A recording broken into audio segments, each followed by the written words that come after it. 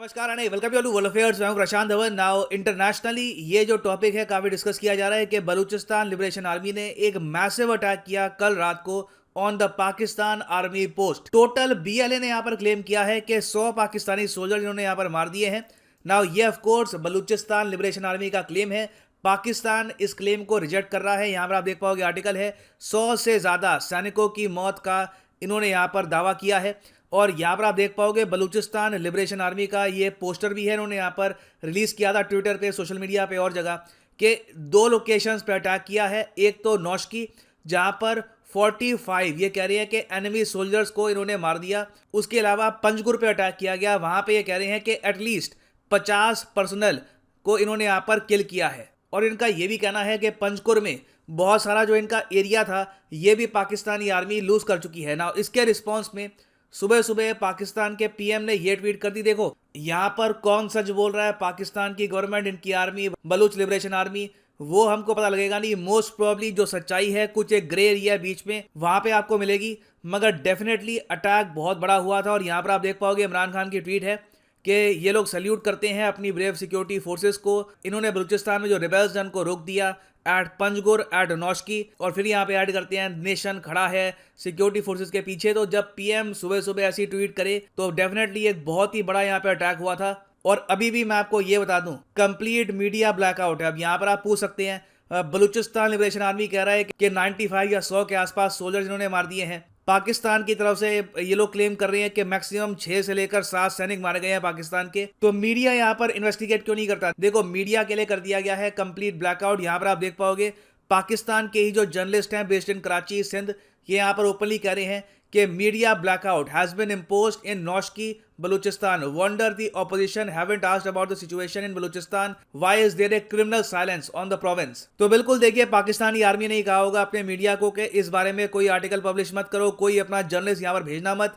काफी लॉसेज हुए हैं, देश का मोरल काफी हद तक डाउन हो जाएगा, उनको काफी बुरा लगेगा देख करके किस तरीके से Balochistan is out of control. Pakistan ने इन द पास्ट काफी बार मेंशन किया है कि देखो कश्मीर का इशू, मैं आपको ये बता दूं, कश्मीर आज के समय 85 गुना ज्यादा स्टेबल है कंपेयर टू बलूचिस्तान। ये बात आप भी फील कर रहे होंगे। अब तो डिस्कस करते हैं इस टॉपिक को। इंडिया का यहाँ पर इंटरेस्ट क्यों है, मैं एज एन इंडियन क्यों डिस्कस कर रहा हूँ ये सब इश्यूज, काफी कुछ यहाँ पे आपको जानने को मिलेगा। मगर एक क्वेश्चन यहाँ पे मैं आपसे पूछूंगा कि बलूचिस्तान के ओल्डेस्ट इनहैबिटेंट्स कौन है। और इंटरेस्टिंग बात मैं आपको ये बता रहा हूँ, ये लोग द्राविडियन लैंग्वेज बोलते हैं, जैसे कि तमिल है, कन्नड़ है, तेलुगु है, वैसे ही ये लोग बोलते हैं द्राविडियन लैंग्वेज। आपको बता रहा है कि who are the oldest inhabitants of Balochistan. ये है यहाँ पे आपकी ऑप्शन। कमेंट सेक्शन में करो आंसर, सही आंसर मैं आपको दूंगा वीडियो के एंड में। नाउ पहली बात तो अगर हम बात करें आबादी की, तो बलूचिस्तान की टोटल आबादी है 1,23,00,000 के आसपास।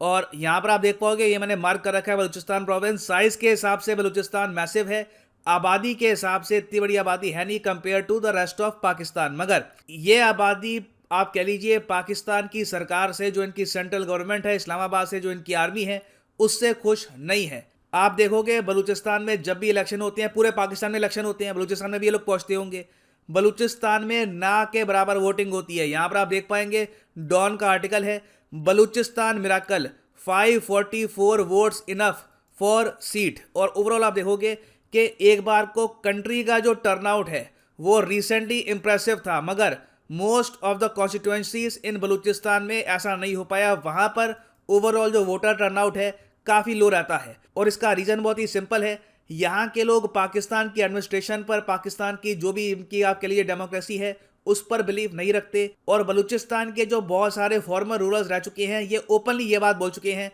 कि बलूचिस्तान के लोग आज के समय फ्रीडम चूज करेंगे अगर उनके पास ऑप्शन ऐसी हो। यहाँ पर आप देख पाओगे स्टेटमेंट है बाय मीर सुलेमान दाऊद जान कि if there will be a referendum by United Nations, I believe 90% of Baloch will vote for freedom.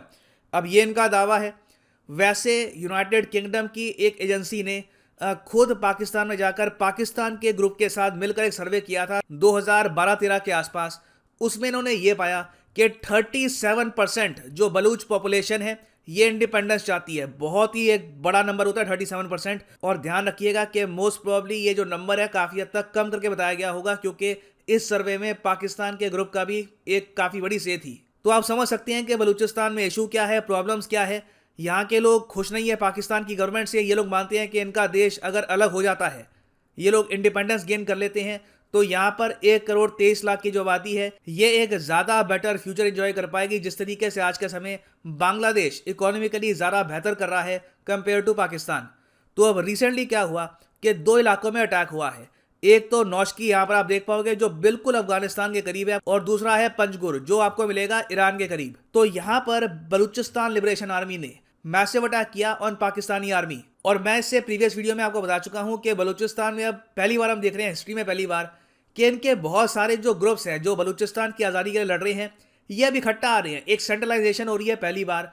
तो इससे होगा क्या कि पाकिस्तानी आर्मी को काफ़ी प्रॉब्लम आएगी, क्योंकि जो ग्रुप्स पहले बहुत ही अलग अलग तरीके से लड़ते थे, now they are fighting together. और इंडिया के लिए ये इशू इंपॉर्टेंट इसलिए है क्योंकि यहाँ पर हो रही है human rights violation. Imran Khan ही अपने प्रीवियस इंटरव्यूज में कह चुके हैं कि पाकिस्तान की आर्मी ने बलूचिस्तान के सिविलियंस पर हैवी बॉम्बिंग करी है इन द पास्ट, और इसी वजह से बलूचिस्तान में जो इंडिपेंडेंस की एक मूवमेंट है ये ज़्यादा स्ट्रांग ही हुई है। मैं चाहता हूँ ये जो छोटी सी क्लिपिंग है ये भी आप देखें। 3 years later we realized that the army butchered civilians, women, children. And so we're doing exactly the same thing again in Balochistan. They were bombing people. How can you bomb people? Is this an army you're bombing? There are people, women, children living there. But for us, it's very important to understand, are we just bombing our own people? Just think about the immorality of bombing villages where there are women and children. No one talks about you're talking about 6 million people in the tribal area that are being bombed. Their economy has been destroyed. They're living in refugee camps. There are about 2 million internally displaced people. तो जैसे आपने सुना, इमरान खान जब PM नहीं थे, obviously ये तब की इनकी फुटेज है, ये जब पाकिस्तानी आर्मी ने इनको सेलेक्ट नहीं किया था as the PM of Pakistan, तब ये ज़रा फ्री थे। आज के समय ऑब्वियसली एक एजेंडा के हिसाब से इनको बोलना पड़ता है। मगर ह्यूमन राइट्स का एक बहुत ही बड़ा इशू है, और India in the past Balochistan में जो ह्यूमन राइट्स का अब्यूज़ हुआ है मैसिव स्केल पर, literally as Imran Khan said himself, bombing की गई है वेमेन एंड चिल्ड्रन की बाय द पाकिस्तानी आर्मी। ये इशू इंडिया यूनाइटेड नेशंस में एक बार उठा चुका है, मगर हम उस, आप कह लीजिए, उस विगर से नहीं उठाते जिस तरीके से पाकिस्तान रेस करता है काफ़ी बार कश्मीर का इशू। और ये मैं कहूँगा कहीं ना कहीं हमारी एक डिप्लोमेटिक एक प्रॉब्लम भी है। अब रिसेंट टाइम से हमने देखा है, फॉर एग्जांपल कुछ ही दिनों पहले आपको याद होगा कि जब बलूचिस्तान में एक और अटैक हुआ था, उस वक्त इंडिया ने ओपनली कहा था कि पाकिस्तान को बलूचिस्तान में जो ह्यूमन राइट्स का इशू है इसको देखना चाहिए। आज़ादी की आवाज़ को कुचलने के लिए पाकिस्तान अमानवीय और बर्बर हो चुका है। भारत का बलूचिस्तान के मौजूदा हालात पर क्या कहना है? हमारी पाकिस्तानी अथॉरिटीज से आग्रह ये रहेगी कि वो बलूचिस्तान में जो मानवाधिकारों की उल्लंघन हो रही है उसे बंद रखे और उसे रोके। मेरा यही रिस्पॉन्स रहेगा।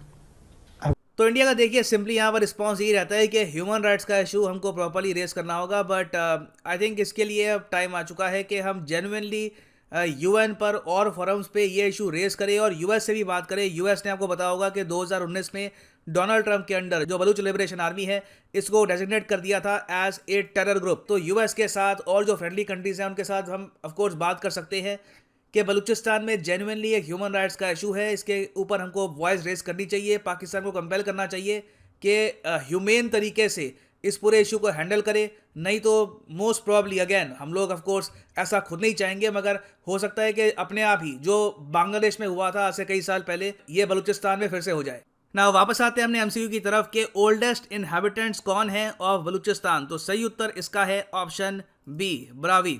इनको ब्रावी भी कहते हैं, ब्रावी भी कहते हैं, और ये एक आप कह सकते हैं एथनिसिटी है अपने आप में।